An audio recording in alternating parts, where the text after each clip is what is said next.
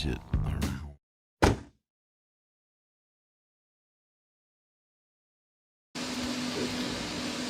So this is the LCR meter, and to measure each of the values of a given pickup, what you're going to have to do is attach the two wires to both ends of the pickup, and then all you have to do is press the frequency to do the different values for frequency, parallel and series for parallel and series readings, and then this button right here to switch between inductance, capacitance, and resistance.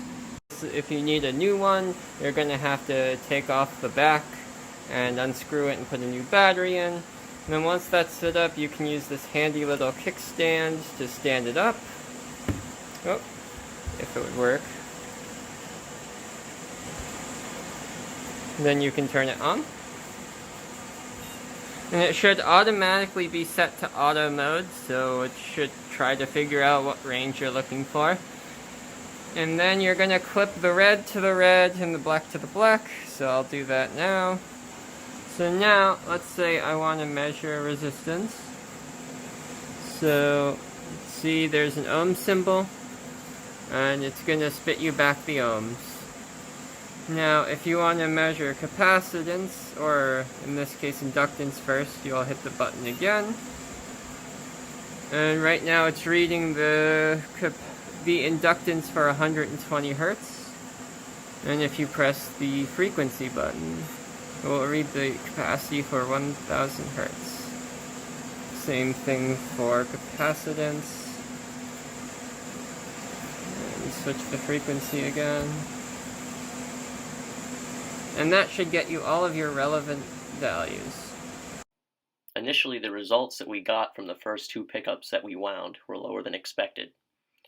A 6000 wind pickup at 120 Hertz of inductance is expected to produce at least 2 Henrys. By the third pickup that we wound, we produced 2.4 Henrys of inductance at 120 Hertz.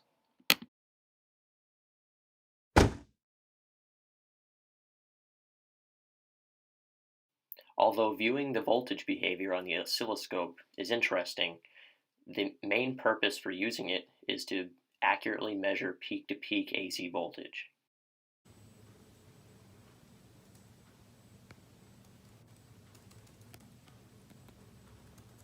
The function generator is used to produce AC voltage with a varying level of frequency. We began at 6 Hz and increasingly doubled the value until we reached 32,000.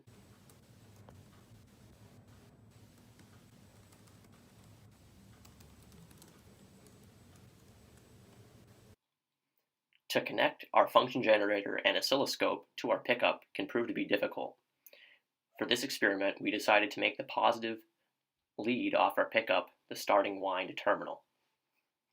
First, we connected the ground of the oscilloscope and function generator to the ground terminal, or lead, off the pickup. Then, we utilized a 62,000 ohm resistor to place in between the positive terminal of the pickup and the positive lead off the function generator.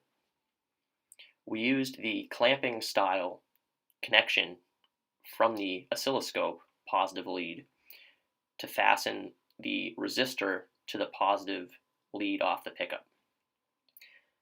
This completes the connection between the pickup and the instruments used to measure AC voltage.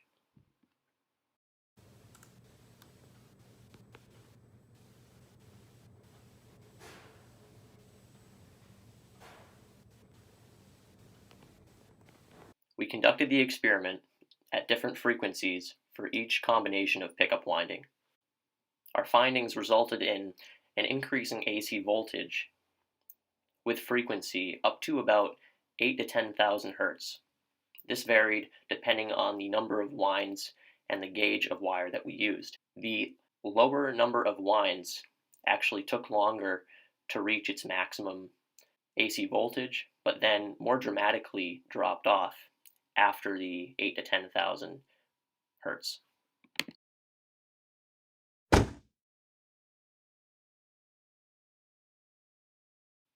Our team developed a testing rig that sits on the top of the guitar body with the pickup sitting upside down above the strings.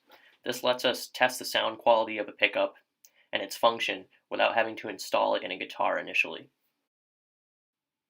With the alligator clips connected to either side of the pickup on the other side of the wires, we use an adapter that's commonly used in pedals and amplifiers to plug in a 1/4-inch cable to our alligator clips.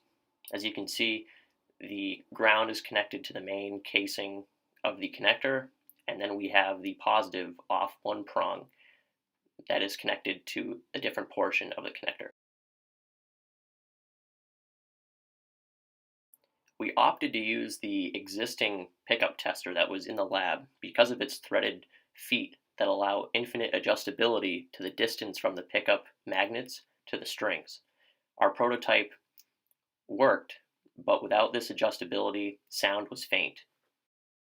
And for spacing, we just have it barely gliding over the wires, and it is in between the existing pickups on the guitar to hopefully minimize the magnetic field interference from them. Alright, so this is a test of the 4K pickup in terms of audio making. Go for it. And if we go by the amplifier,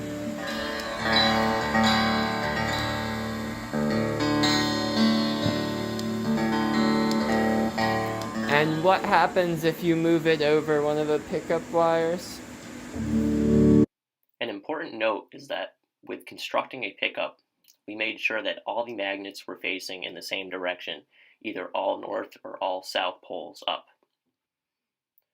When the pickup that we were testing was placed above a pickup that was installed in the guitar, the effect that the existing magnets had on the ones that we were testing amplified the output.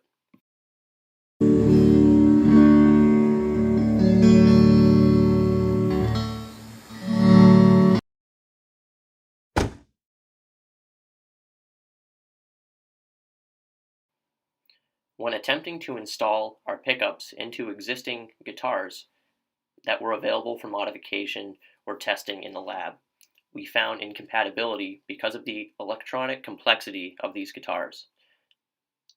To continue this project, we suggest the next team brings in a Fender Stratocaster or Telecaster that'll create a more or less plug-and-play situation for the pickups that we built.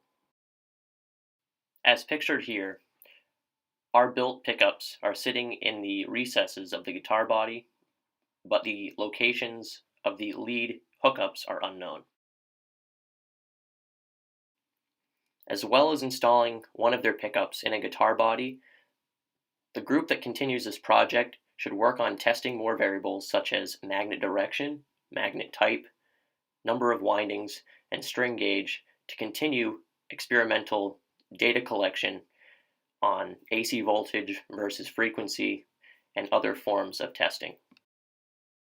You can make more money as a butcher, so don't you waste your time on